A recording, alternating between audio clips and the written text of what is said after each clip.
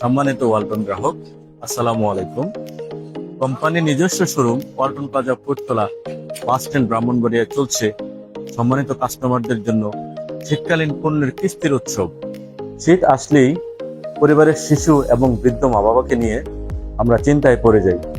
চিন্তার কিছু নেই, শীতকে আরামদায়ক করতে ওয়ালটন নিয়ে এলো ওয়ালটন ওয়াশিং মেশিন, আপনার ঘরের কাপড় কাচার সহজ সমাধান।